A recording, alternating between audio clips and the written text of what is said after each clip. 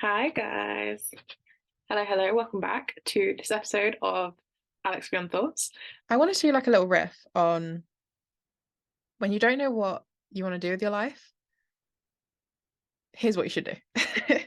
And just give you a few tips because I've been noticing like a few conversations happening like around me and like online and things about when you don't know what you want to do for the rest of your life. And I was in this boat for so long.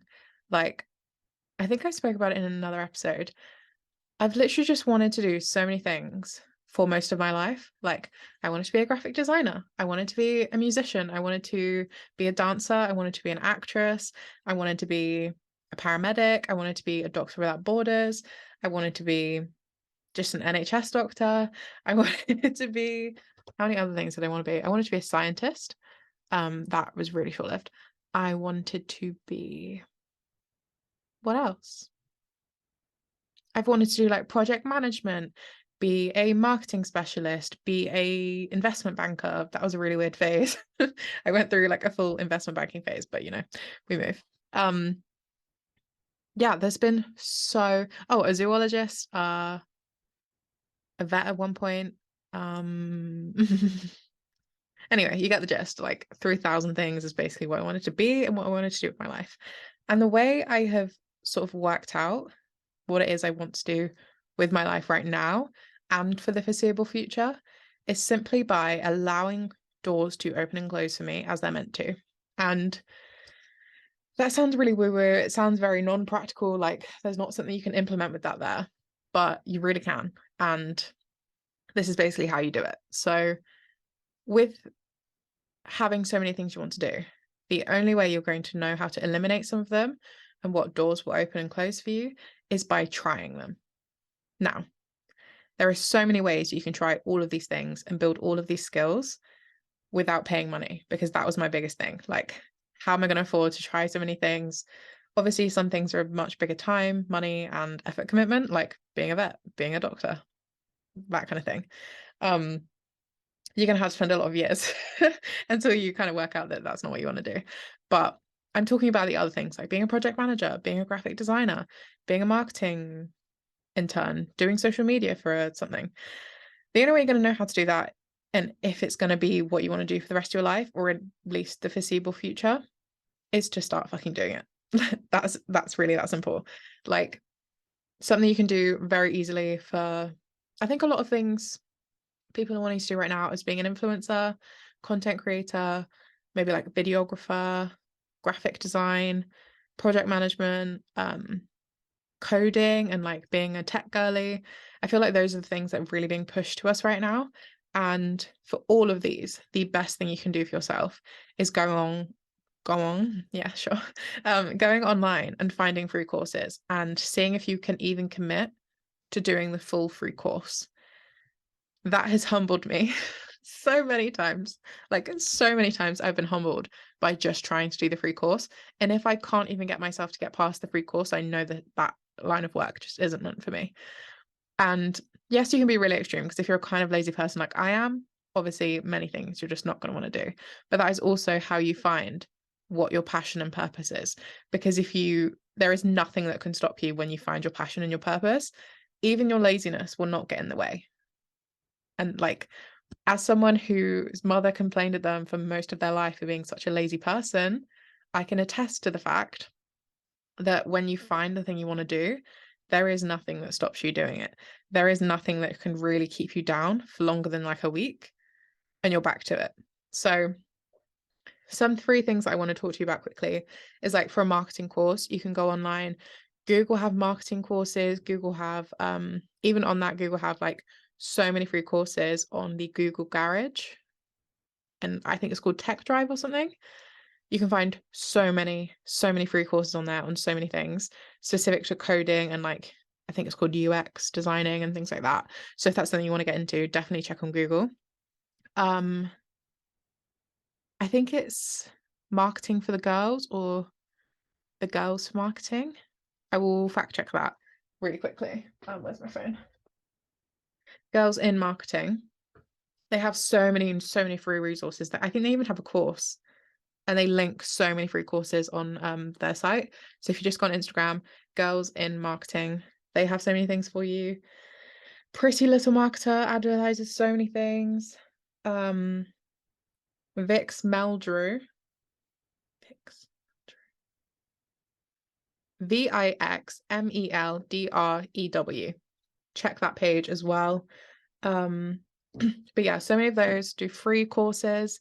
Go on the go on the UK Gov website. They have so many free courses there for so many different things.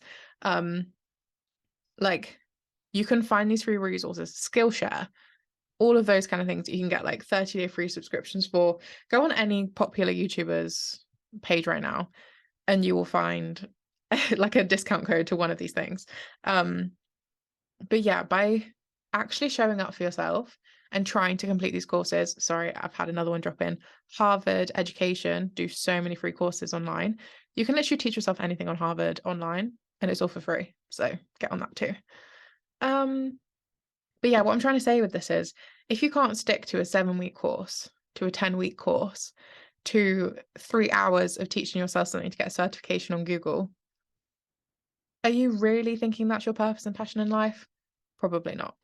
Yeah, probably not. Like that's just not going to be your purpose and your passion because you can't even stand to do it for 10 hours. So move on, basically, is what I'm trying to say. So when you're someone like me that used to have 10,000 avenues of what they want to do with their lives, narrow it down by just trying to make yourself do free courses. And if you can't do it, then, let's just shut that chapter. Let's just ignore that for now. It's clearly not something we're super passionate about. It's not something we're going to wake up and be excited to go do. So let's just cancel that out for now. Yeah. And then I want to talk to a bit to the actual emotional side of this, of when you don't know what you want to do, is that the rest of your life right now is the conceivable future. Don't even think about the next 70 years. Like if you're in your 20s like me, there is actually no point about thinking of the next 70 years because just like was proved with our little Panny D, your life can be turned upside down in a split second. One day we were outside having fun. Next day we were locked inside. So I think it's very fucking pointless to think anywhere further than the conceivable future right now. So for me, the conceivable future is the next 5 to 7 years. Anything past that, there is actually no point because I don't know what's happening in the next year, let alone the next 5. We don't know what was happening the next day with our Panny D, let alone years in the future. We were locked inside for a couple of years. So thinking ahead like that and thinking, okay, if I'm going to do this for the rest of my life, what do I pick? It's just really not worth your time and effort stressing over. And that's the thing that we do. We stress and we worry and we think, oh, but I have to love this forever. But you just have to love it for right now. It doesn't have to be anything longer than the conceivable future. And for so many of us, we think oh, but my parents have been in the same job for 30 years. So that's not us. That's not our generation. That is not what we're going to be. There is no way our generation is staying in a job for longer than 3 years at the moment. And it's smart to do that because you jump 5, 10, 20% pay rises every single time.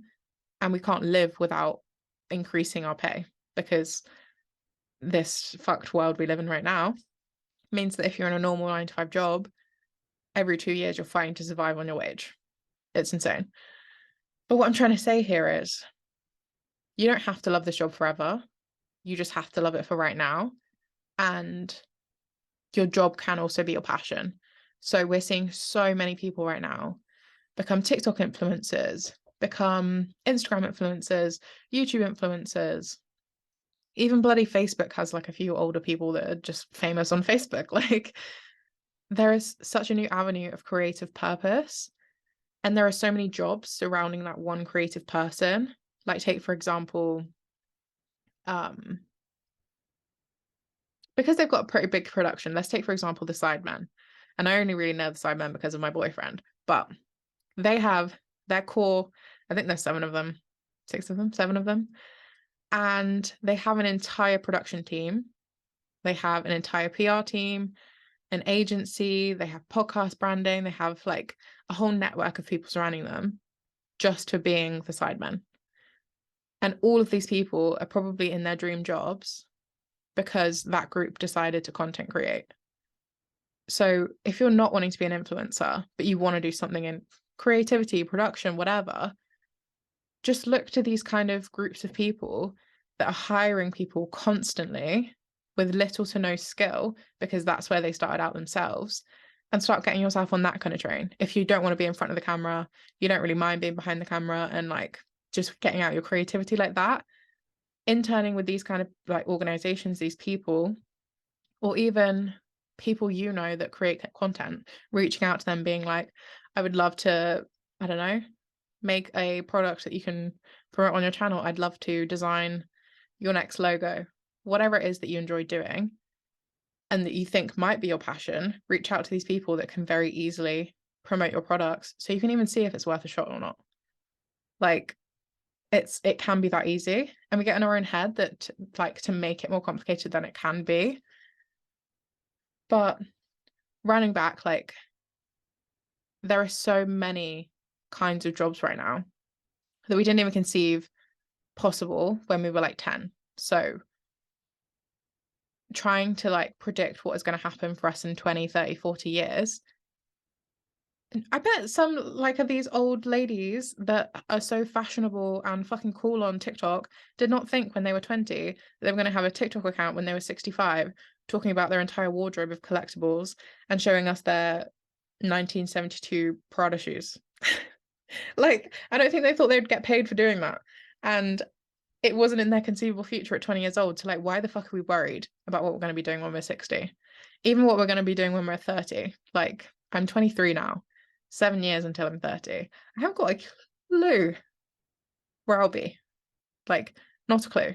So what's the point in me stressing about what I'm going to do with the rest of my life?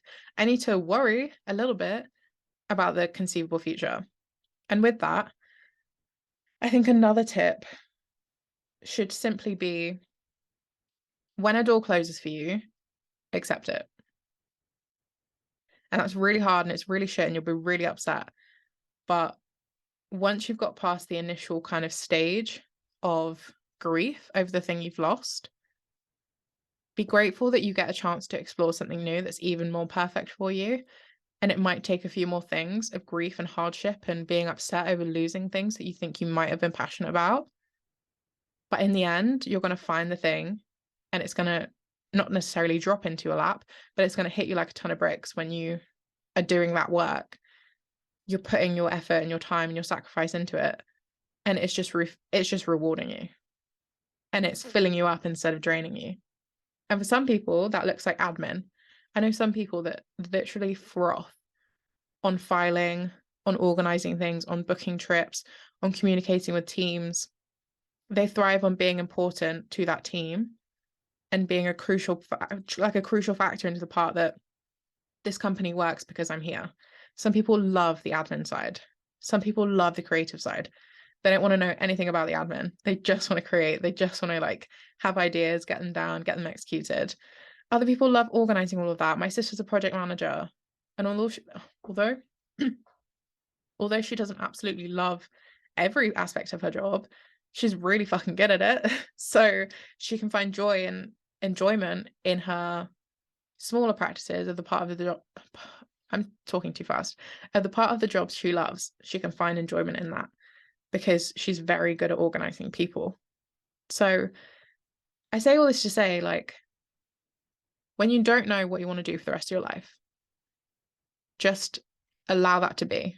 Don't try to change it, because we don't know what's going to happen next week, let alone in 40 years' time. And when we stress on these things and we dwell on them, we end up missing the best parts of life happening because we aren't enjoying the process. We're trying to think of the end goal too much. And we have no idea what our end goal actually is because we don't know what our passion and purpose is.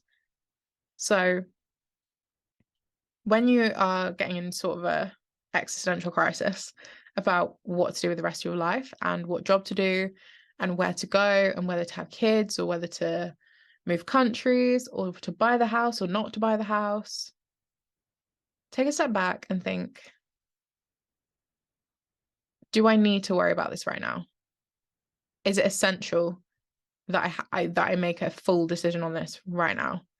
And if you have to make a decision because you've got crunch time and there's either yes or no kind of thing, fine, worry about it right now. But if it's not, and it's just a case of, I don't know what to do with the rest of my life, I don't know whether I should move, I don't know whether I should change my jobs, I don't know whether I should whatever,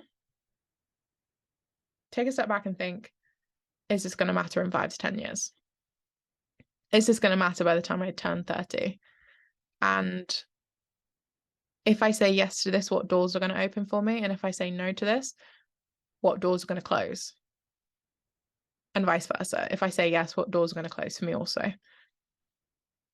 And see where realistically that path in your mind takes you, whether it makes you happy or not. If the pathway to medicine closing made me really unhappy at that point, but I know in the future, do I want to spend 7 years? Like, I'm talking about when I was 17. Do I really want to spend the next 7 years of my life in education? No, because I value travel and I value leaving the country so much that I won't get to do that if I did spend the next 7 years in education. So that door closing on me was a little bit softer simply because I knew it probably actually aligned with the foreseeable future for me, which was university and traveling. So yeah, I just want to leave you with that little riff. I hope it made sense. Like, I feel like I got very excitable, like I always kind of do when I record a podcast episode. I just get like sort of trained in on one thing and then want to say every possible version of it. So I hope that was not super confusing. But yeah, when you're worried about it, just think, does this even matter in the next 5 years? And if it doesn't, stop worrying about it. And if it does, then make a decision and you'll feel it in your gut. Is this the right thing? And you can always change your mind.